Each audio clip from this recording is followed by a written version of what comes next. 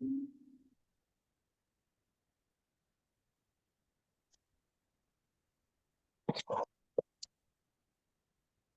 nice to see you, Justin.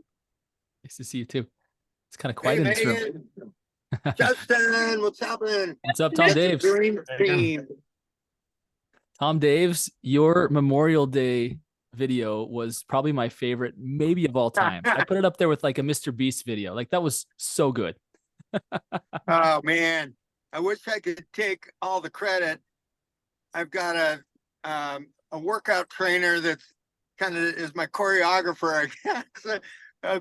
That's fun. I'm glad people enjoyed it. That was cool. A lot of fun. That was a great patriotic tribute. I loved every minute of it. Thanks. You have to have fun, right? Only Tom Daves can pull that off, man. Well, and to look so good at that age, like, I don't know, that's something about ice bath in front of the world. Like, nice work, my friend. Looking like you're 25. So, hey, I'll go ahead. I'll go ahead. Let's do it. It's Wednesday. Welcome to Atomic Habits, everybody. One of my great habits is the gym every morning. And as you could tell, I'm not all the way done yet. So time to hit the showers and get ready for the day. But you all are in for a special treat today. I have a friend of mine, Justin, who's out of Kalispell, Montana. He's actually a talk show host. I know he's done business development, rock star real estate, professional in multiple states, runs what's called Montana Camp each year, which is a giant mastermind for real estate agents across the country. Believe it or not, people actually go from all over the place to go to Montana to hear what Justin and his group has to say. So he today is going to give us some secrets on, some unexpected ways, I believe, to grab a bunch more production for you. And, without stealing too much more thunder, I'm just going to go ahead and turn it over to Justin and let him have at it. Man, that was awesome. Can I hire you, Russell? I need to update my bio. That was great, dude. I appreciate that. First of all, it's good to see so many faces. I don't jump on calls like this as much as I should. I was thinking about that statement you made, Russell, like one of my morning habits is the gym. And I was thinking, I need to I need to be a little bit more deliberate about communicating with people or connecting with people outside of my world because it's great. I love when we get together, share a few ideas. I guarantee that, there's an element that you do that's absolutely excellent that I'd love to hear about sometime too. I, first of all, don't want to claim to be a master at anything. I'm a very good student. I continue to learn every day. I trip all the time. I fall off my bicycle still. That being said, I have more fun in real estate than most people do. And that's because I'm an event-based prospector. I'm an event-based marketer. I have events all the time that lead to business. And therefore it doesn't even, honestly, guys, it doesn't even feel like work. Like it's just so fun. So I was thinking about this yesterday and I wrote a few things down. I'm not really like a fancy slideshow guy. I mean, the waiting screen for me was super cool. Like we're kind of lo-fi up here in Montana, like we're really just a big, small town. And for anybody who has visited, if you saw that's it. We're just a big, small town. We're very neighborly. This is considered fancy, and it's just a $99 blazer that I found at H&M when I was visiting some major city, which we don't even have H&M. So it's just a different way. I grew up in North Carolina in a big city, and my college buddy got into real estate, and within his first year of graduating college, he had paid off all of his debt and he was buying a second home as an investment property. And here I am graduating, attempting to find my way through the business world, in debt with my college loans, not owning a home. Like I was in a very different walk than he was. And so I said, I got to do that. I got to get into what you're doing. And so in 2006, I did get into real estate in North Carolina. And then in 2008, I found myself moving to Montana for my family. 2008, for those of you who were around, wasn't the easiest year to be in real estate. And it also wasn't the easiest year. Therefore, if you were in real estate, it certainly wasn't the easiest year to switch markets, especially going from big city to poor little town. Like not only were the prices very different, the way people walked was different. The way the shoes that you wear were different. Like I wear Vans secretly because I still love them. However, you got to wear cowboy boots around here. So I'd see Don's laughing, and maybe you get that. That's awesome. However, when I got into the industry, I got my license in 12, and I started selling in 13. I only sold 3 units my first year. My first piece of business was a listing that I sucked at, and so I lost it. And then my second piece of business was a buyer, and so it was my third. And then my next 2 were buyers, and then my last one of the year was another listing that sent me over the edge, and I made a little bit of money. However, my second year I jumped up to 19, and then my third year I did 21. And that in this market is considered a top producer. So I started getting a lot of phone calls, and a lot of people were asking, like, who's this new kid? What is he doing? And I was grinding, guys. It was hard. I was liking that I was making more money than I was as a bartender. However, it wasn't fun. And so I called my buddy back east and I said, what do you do? And he says, out there, Justin, you're probably going to have to do things a little uncommonly. And I was like, okay. So I was actually thinking, how do you become the uncommon agent? And this is what, 2014, 2015, Zillow was big, right? Like whoever could throw more money at Zillow would get the leads. Realtor.com was big. I think that was about all we had. Like, I don't have a LinkedIn profile, guys. Let me put this into perspective. I don't have a LinkedIn profile. I'm barely a .com agent. I actually don't buy leads at all. I don't even have a profile on homes.com or realtor.com. I have one on Zillow that hasn't been updated since 2014. I know some of you are thinking, gosh, he's breaking the 10 commandments of real estate, because maybe in those marketplaces that stuff works really well. Here it's handshakes and knowing their third child's name. Like it's so relationship driven here. And therefore what I'm sharing with you is not to share how different things are, because actually a lot of things are very much the same. What I want to share with you is stuff that I think you guys could use in your areas. If you're in a more densely saturated area, man, you guys would crush it. You would take this and take it to a completely new level. So when I started to think about do things a little uncommonly, I was looking at like, okay, if I could throw $50 a month at Zillow, then the guy who throws 60 is going to beat me. If I could throw 100 at Zillow, then the guy who throws 150 is going to beat me. So that's common. Or I could not throw any money at Zillow and throw a big party. And so the very first thing I did was host a community open house in my neighborhood. So I became a homeowner in Montana in 2015. And I was very proud of that because I bought it owner finance. And this is one of my secrets. When I did that, I flipped the home and now made it pretty. And so I decided to open it up to my neighbors and say, hey, come look at what me and my 2 kids did to this home. So I had about 20 people come through the home. I was handing out my business card. I was shaking people. I got leads right there off of that. Like they were like, help me do this. Help me become a homeowner. Help me do this, whatever. So I started to have conversations around owner finance. That's how I bought my first home. That's how I bought my first rental property. Guys, today I've bought in 7 homes, all owner finance, just personally. Now, I know that's not like a very big number, except for that's 100% of all the real estate I own, which is a big number. It's done owner finance.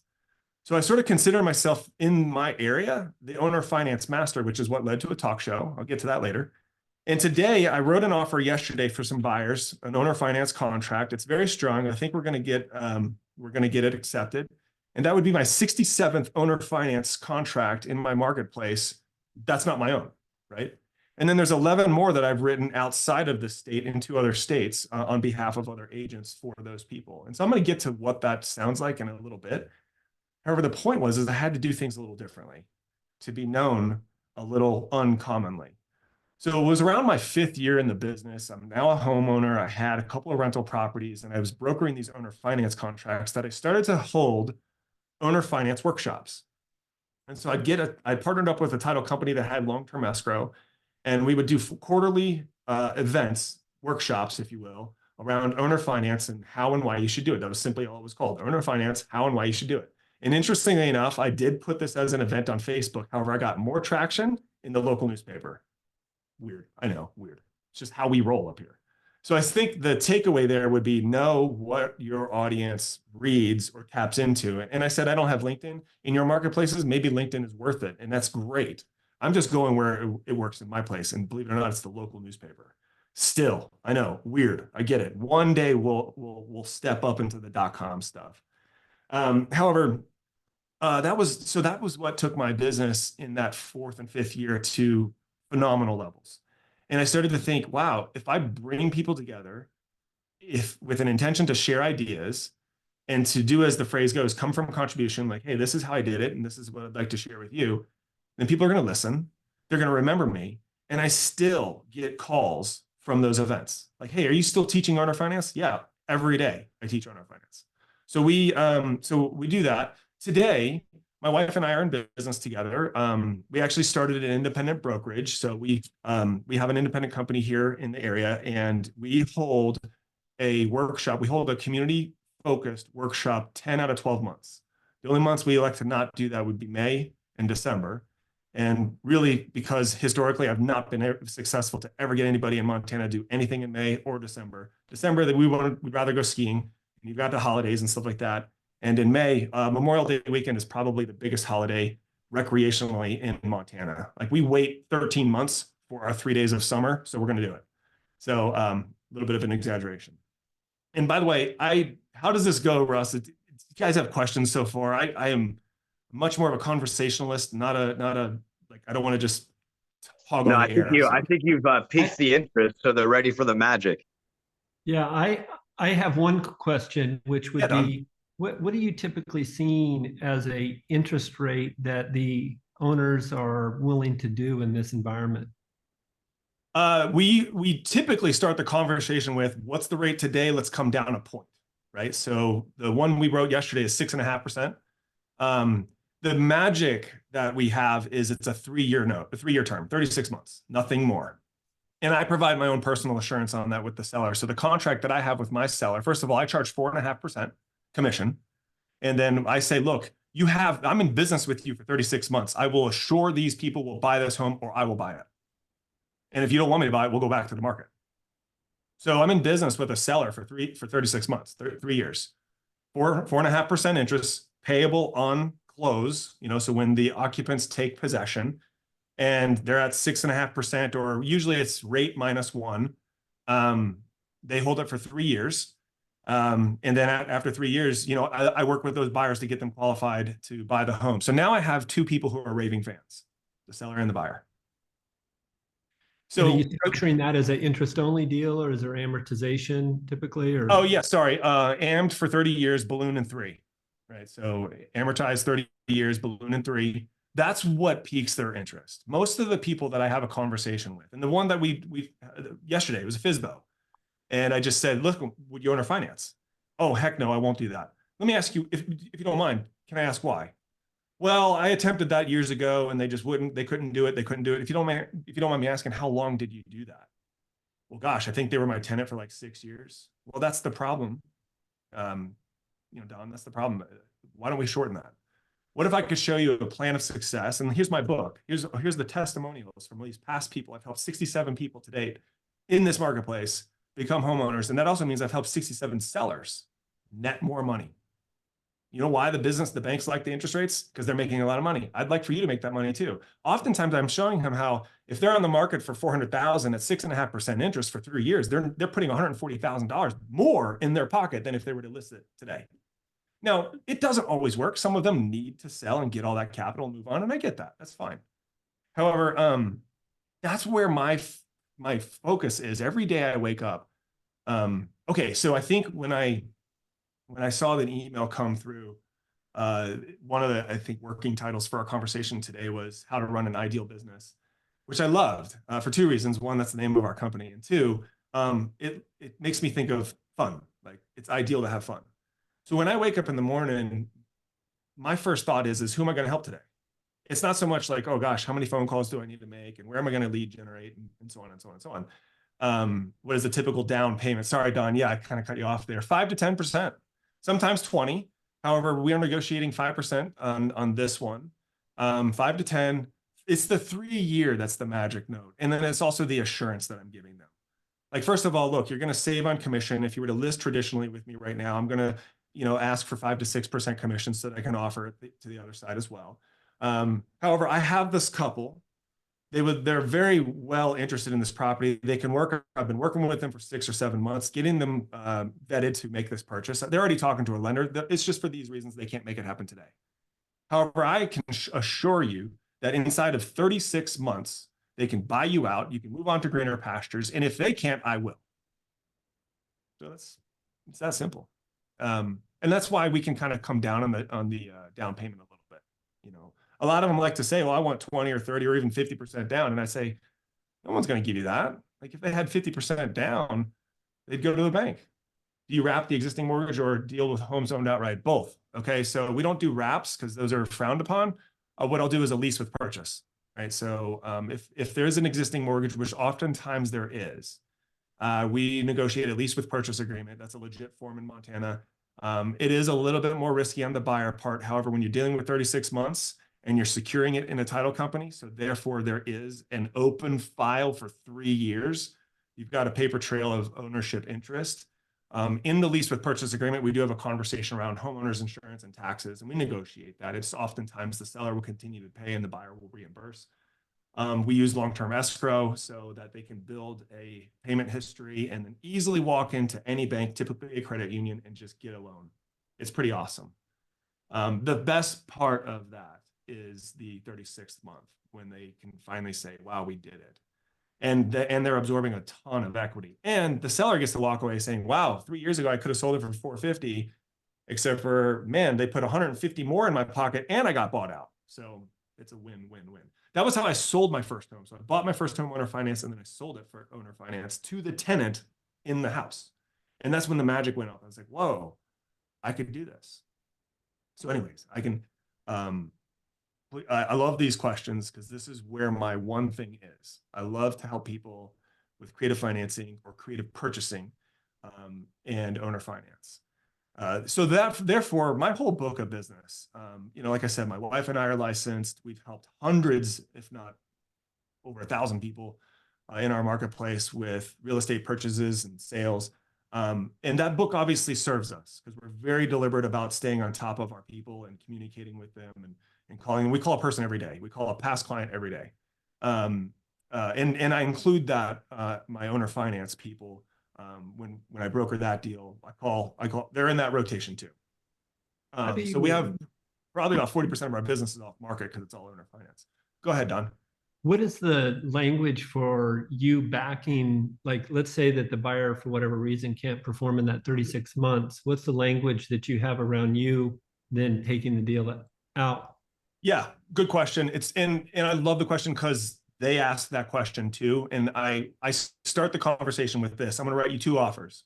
One is theirs, asking for 36 months for you to carry at these terms. 2 is mine. Should they default, I'm buying it at this price. And I usually bake in a 4% appreciation year over year, right? So $100,000 and then it's 104 the next year. And then it's a little over 108 the next year. 4% is, I think, generous. It's also safe because our values, well, exclude 2020 and 21 and 22. Our values traditionally appreciate about 6 to 8% year over year. So I feel like 4 is comfortable and generous at the same time. And so they like that. They like that there's the safety net called just in buying the home. I have yet to do that though, because everybody has, not one person has defaulted. And I think the magic is the 3 years. And not all of them, many of them have bought them out early. So we do have no prepayment penalty. Some people bought it out. Some of them have bought it out in less than 12 months. And some sellers have asked, like, if I'm going to play this game, I want to hold the note for at least 24 months. And so we do have that stipulation if necessary. Yeah, I love it. Guys, I'm gonna give you a little insight. Other than my wife, and yeah, just my wife, I love this so much. I'm writing a book about it. And, I think the average book of this caliber is around 80 to 90,000 words. And I'm at 37,000 as of this morning. I was writing in it a little bit. And it starts with my own personal story and how that led to understanding how the real estate industry has been a tremendous blessing to me and my family, and how that I was able to turn that around and serve to date 67 families and sellers, plus 11 outside of the state, and infinitely more when I get in groups like this and encourage you guys to think this way too. Because if you go out and bless just one more person a year in this capacity, that's one more that you wouldn't have got through any of the .coms, right? So we look at it that way. We're at the point now where we refer the traditional business. I don't really like it anymore. Like, oh, seller, here, you take them. I don't want them.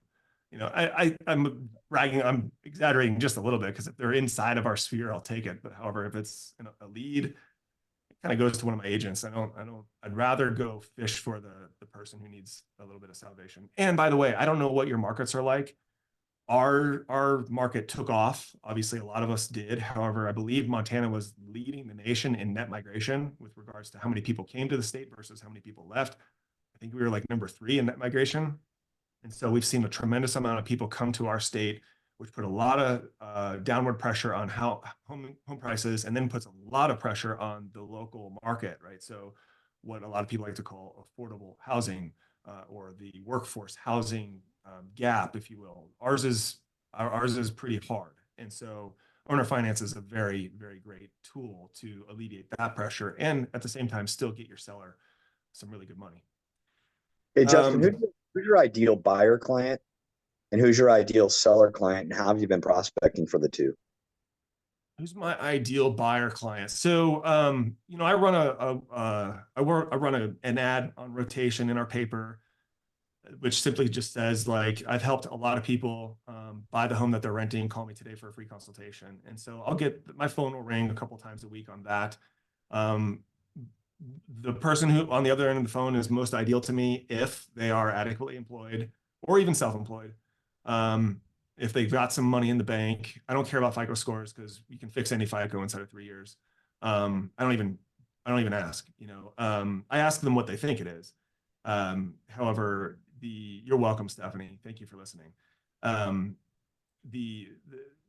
just want to see that they're driven. Long time on the job is good, because that's obviously proof in the pudding, right? Like, I know how to do this. So if they come and listen to me and sit down through a pretty lengthy consultation, that becomes my ideal buyer. And then I go on the hunt for them. So when I then go knock on a FSBO, that's the first person I'm talking about.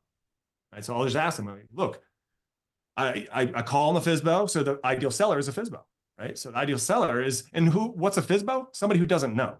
Somebody who doesn't know the magic of either the market, either USA Home Bids, or either the fact that they can, make more money and be a tremendous blessing to another person by doing owner finance. So then I just ask them, like, look, let me ask you this question. Have you ever considered owner finance? And the answer almost all the time is no. And sometimes the answer is no because, which is actually my favorite response. So then I just get into that conversation. Well, if I can ask you why you would say no.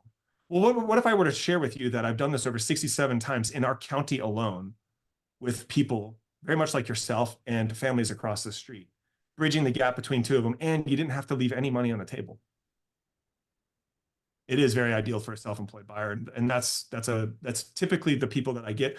I don't know if it's so much because it's the owner finance ad, or, I call it buy the home that you're renting. Like that my ad reads, talk to me about how you can buy the home that you're renting today. Phone number. That's all it says, right? And so the phone will ring, they'll talk to me. Interestingly, sometimes this turns into inventory for sale, like, because then I'll get on the phone with their landlord, like, oh, I just want to dump the property, and then I list it, no problem. And then I help those guys buy something else. Where was I going with this? I lost my train of thought, guys. I'm so sorry. Prospecting free and clear properties that are non-owner occ to buying the home that you're renting seems like it would be pretty ideal, right? It's very ideal. I do that on the regular. So about every other month, we partner up with a title company, and my wife will address all the letters herself. The fact that we have 2,800 homes in our area that are owned by a little over 200 individuals. The fact that I know these numbers is because we send these letters out every other month. We type up a letter, and then we put it in an envelope. 64 cents is the stamp, and then we handwrite all of the letters so that they have a higher open capacity. I'm currently working on a website so that they can go for testimonials. Like I said, man, I'm about a decade behind on all of the tech stuff because we just haven't needed it up here. We still knock on the door to borrow a cup of sugar kind of thing. Do most of the successful sales come from off market? Yes. Or do you have success with homes listed? I do. I will search our MLS for seller financing, owner financing. I will also look at stale inventory. So oftentimes when I'm tired of looking at our hot sheet, because guys, let me put it into perspective and compare this to where your world is right now. Flathead County is the county that I live, work, and play in. It is larger than the state of Connecticut. Okay, so 5,500 square miles is the size of my county. I put 60,000 miles on my car a year. So I do a lot of driving, and that's a lot. We have 111,000 people who call that county home.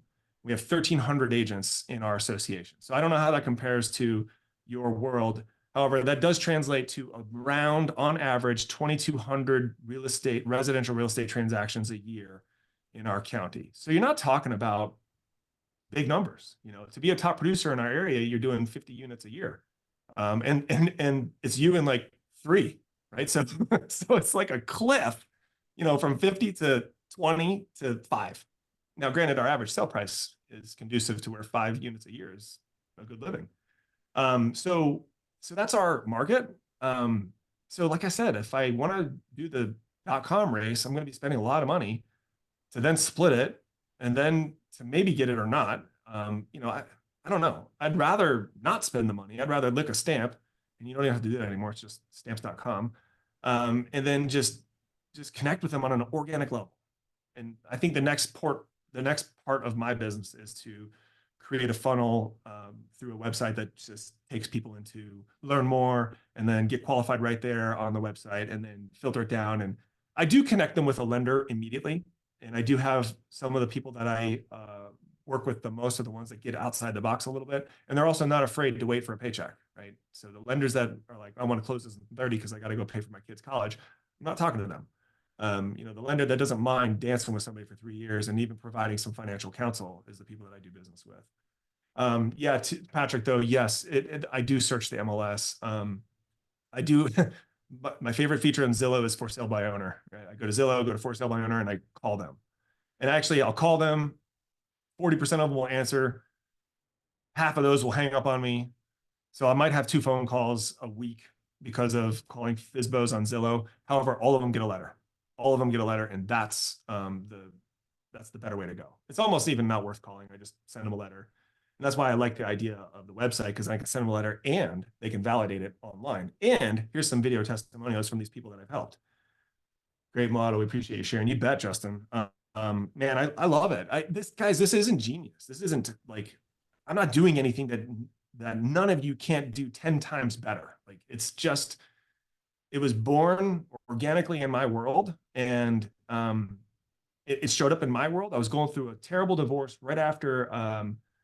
I can do that. Yeah, I'll email you the letter, Russell, and I think you'll be shocked at how simple it is. it's so simple. Simple words. Yeah. In fact, the first time I wrote it, I was like, this is too complicated, and it was like 4 sentences, so I had to hack it down from there. I'll email you a copy of the letter, Russell. And guys, look, I'll share my number. I would love to be a resource for you in your area. Like if you need help with that, let me know. I'll get on the phone, I'll talk to people, and we'll make it happen. It is important to have a good title partner, though. You need to have a good title partner because there's things that you want to make sure that you protect them with. If you just loosey-goosey this and fly over it, you could get in a lot of trouble because it's admittedly, it's higher risk. It's higher risk because you're getting into partnership for 3 years. And partnerships don't, always work out. Where I was going with all of this, though, was my friend had shared with me, in your marketplace, you're going to have to just do things a little uncommonly. And that's what showed up at first.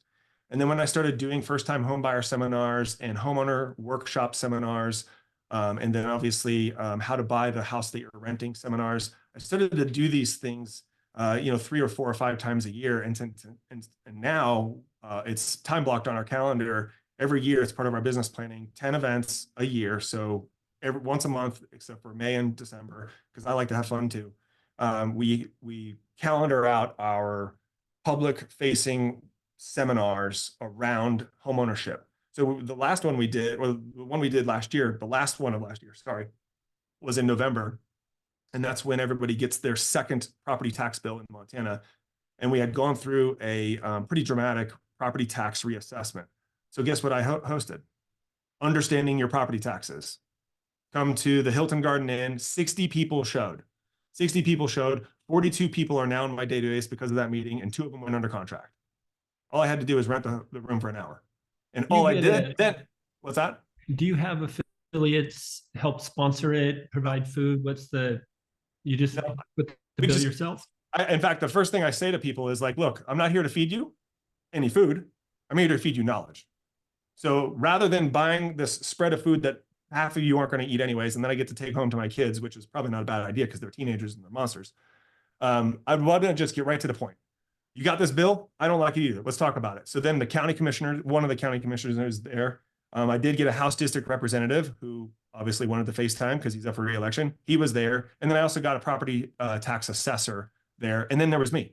So we had political, legal, and market conversations around the property tax bill. And so we discussed it. We understood the origin of it. We understood why it was confusing. And then we discussed solutions. And it was then that everybody learned that there's 17 ways that you can apply for a property tax reduction in Montana. Nobody knew that before because our government is terrible at communicating opportunity. That's not a political statement. That's just the truth. So that's it. So the solution there, guys, was what does the consumer need? Fill it. Well, we don't understand property taxes. And when I heard all of the chatter about this reassessment, I was like, ooh, I'm just going to get a bunch of people in the room and we're going to talk about this to a high level. It also helps that I hold a talk show on the weekends on our local FM talk station. And I've been doing that for 8 years. It was my events though that led to that. It was literally my first time homebuyer events that caused one of the radio station representatives to say, would you consider doing this on the air? So 8 years ago, the Flathead Home Show was born, and I used that as a platform to communicate my events. It is a non-political, non-branded real estate talk show. So my real estate brokerage doesn't sponsor it. It doesn't have to because everybody knows me anyways. It's, I do have affiliates that jump in on that every once in a while, like lenders and home service providers and things like that. However, that's, again, uncommon. I got into that. You know what I pay for that? Nothing. Now, you know what they pay for me for that? Also nothing. However, you know what I get out of that? A lot of business, a lot of conversation.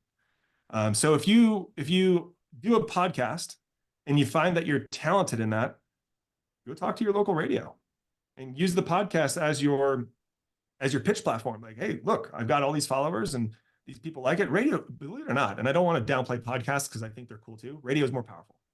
Radio reaches everyone, and you don't have to search for it. It's there automatically. It just shows up. It's really weird. I thought that radio was going to die too when Sirius and XM came out.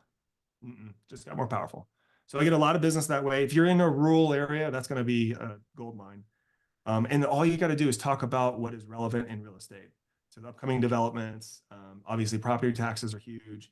And then hold your own home buyer workshops, mortgage hacks. That is a good one. So a couple of years ago, my wife and I were running wild with mortgage hacks, like pay off your mortgage, what do they call it? Escalation, pay off your mortgage faster, and how to leverage HELOCs to buy investment properties. So we got together with investors and we got together with creative financing professionals, and even hard money lenders were at these events, since we were talking about that too. So I wrote down in my notes though here, like the uncommon elements that I do are, one, the events. I do a lot of events. I do an event a month with the exception of May and December. And the other reason why I exempt May is because for 4 years now, we've hosted Montana Camp, which is Montana's largest real estate convention. It is a 2.5-day event. You can look that up if you'd like, montanacamp.org. That happens every May in Montana, and it's a fantastic time of the year to come visit. I'd love to meet you guys in person. It is not branded to any particular real estate brand. It is as they like to say, brand agnostic. It's really just a 2.5 powerhouse of ideas and innovation, meeting individuals like Russell who are also very creative.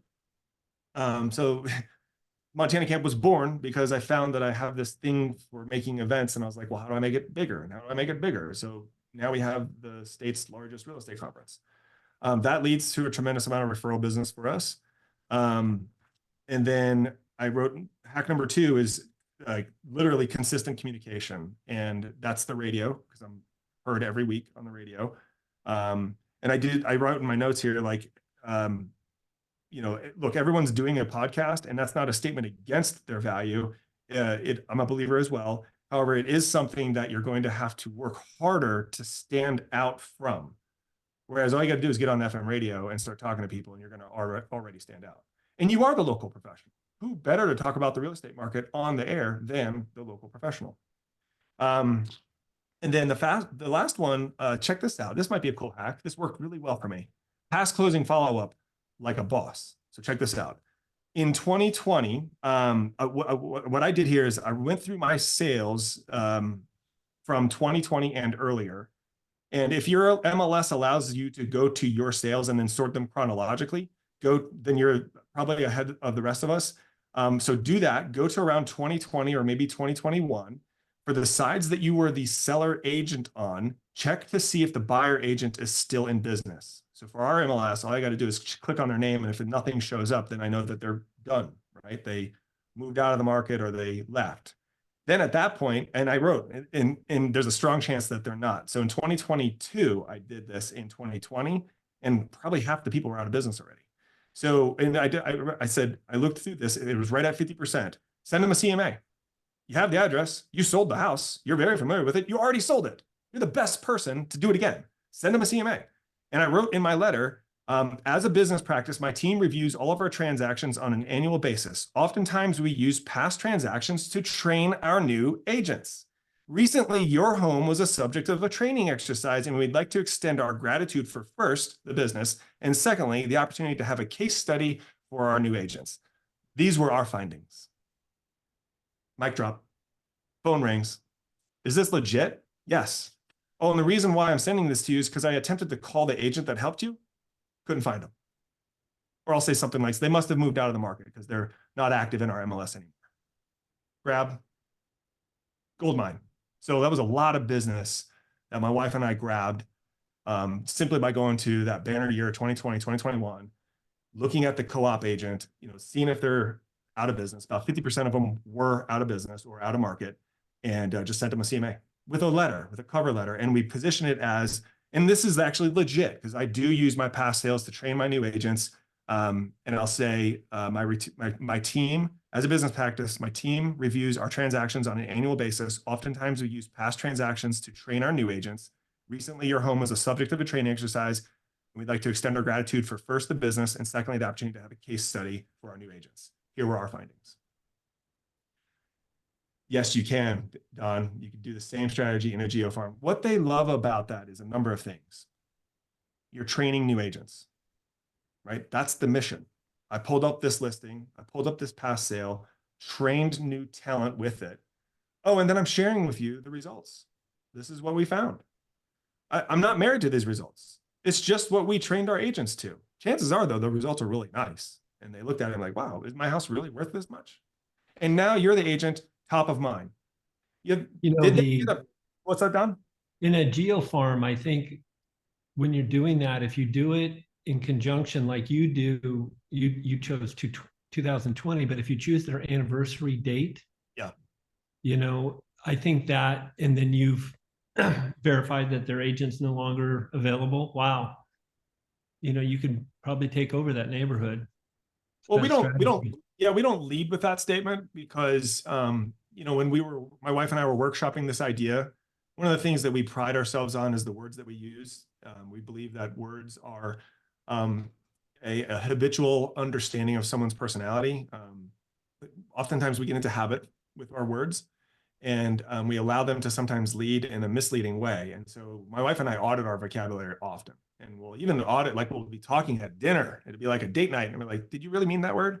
I don't know if we're just, word geeks or whatever it is. So when we were word shopping our letter, we did start with, hey, the agent that helped you buy this is out of business. Call us. Like, I mean, it wasn't that blunt. However, it was with that intention. And then we thought, we don't even need to say that. No. They already know they're out of business. They already know they're out of business because they haven't heard from them since the sale, right? So, the other hack, and this shows, and I know we're running short on time. However, we do offer. So when we take a listing, we tell, and this is the seller's choice. However, we do say, hey, in exchange for us being your full service agent, we are going to provide full service all the way, including buying a home warranty for you to gift to the new homeowner. Okay, so we buy the warranty. It's warranty while it's listed. Now it's closed, and that warranty transfers from us, technically, however, from the seller to the buyer. We leave the booklet in the drawer with probably the garage remote and the keys and our business card.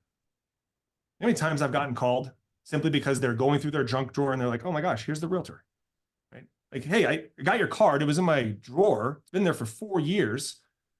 Can you give me an opinion of value? Or is my home warranty still good? Because we got a problem. What's the problem? And then, so that's also been important to us, is arming ourselves with, yes, it's nice to know title people and lenders. It's also nice to know repairmen, women, roofers, people who can do siding, dishwashers, all that kind of stuff. So like, typically if they say things like, well, yeah, if they're fixing the house, they're thinking about its value. If they're thinking about its value, they need to be thinking of you. Whether you brought them the home or you sold the home, whatever it is, they need to be thinking about you. So that's about our time, isn't it, Russell? No, it is. It's funny too. We're about to kick off our virtual coaching, and you do all 4 things. We say you need to do 3 of them to make 6 figures. We coached a bunch of people to 6 figures, and work your sphere with a really good CRM. You got that check. Then we tell them you only got to do 1 of 2. You either got to really nail down your farm, or you got to pick a niche. You got both of those nailed, which I think is really hard to do both. And then you got to hustle a bit. And oh my gosh, do you guys have that one knocked out? FISBOs, strategic marketing on folks. So super impressed. And I would love to interview you on the seller-owned financing piece for our coaching. Because as we get into niches, we tell people, get really good at a niche, so good that people come to you and your career is set, especially if you do a good job with your CRM, with your sphere, and you're willing to hustle a little bit. I mean, it's hard to not make 6 figures. It really is. But, they have to roll up their sleeves, wake up in the morning, take a shower, go to work, and actually do the things that work. So totally appreciate your time. I guess we have like 1 minute for questions and then we'll wrap up. And I know Tom always likes to talk about Freedom Friday. So I'll shut up and see if there's any questions and let Tom wrap us up. Yeah, well, that was great. I think Tom. Oh yeah, is he still here? I think that's Eric. I think Tom might have had to jump yeah. off. So Hey, but no, Justin, that was great stuff. We greatly appreciate it, and I love it because it's so timely with the interest rate sensitivity and buyers being priced out of the market. If you guys need need some leads to take into this with this letter to the homeowners, just call a loan officer and say, hey, do you have somebody that would qualify at 6.5 but is priced out at 7.5? And then use Justin's strategy and say, when you're talking to the seller, say, this guy's actually been pre-approved at 6.5. He just got priced out. That's genius. Yeah, that's exactly it. You wrapped it up in fewer words than I did. So thank you for that. Because you're absolutely right. They're qualified at 6.5. They're not at 7.5. So give us 3 years to either get them qualified at 7.5, or should those rates adjust to 6.5, we're done. That's right. Yeah. And the best person to sell your house to is the one that's renting it. And the best tenant to have is the one that's buying it. Like, totally. Goodness, Yep. It's so easy. I have so many landlords and I'm one of them. So many landlords in the area that are like, oh, I'm so tired of this business because I have to replace carpet or flooring or paint doors every time somebody leaves the house. I'm like, just sell it. Sell it. Let somebody else accomplish the American dream. So. Yeah. Great job. Thank you so much. Appreciate you guys. This has been fun. I love to lead with fun, and I'm having fun in our industry. I think we're absolutely blessed to have as much fun as we do, helping people to the capacity that we do. So appreciate you guys doing the same thing. Love it. And you're Don's favorite. Don loves events, and events absolutely work. There hasn't been an event that I haven't got a lead from. So, all right, I will be Tom. So now you have got the inspiration. Time to put in the perspiration and go out there and get all this done. I will share Justin's letter with everybody once I receive it via email. This will be available on Facebook and replay on our site. So thanks, Justin. Have everybody a great week, and we'll see you guys on Friday. Thanks, Bye, Justin. everyone.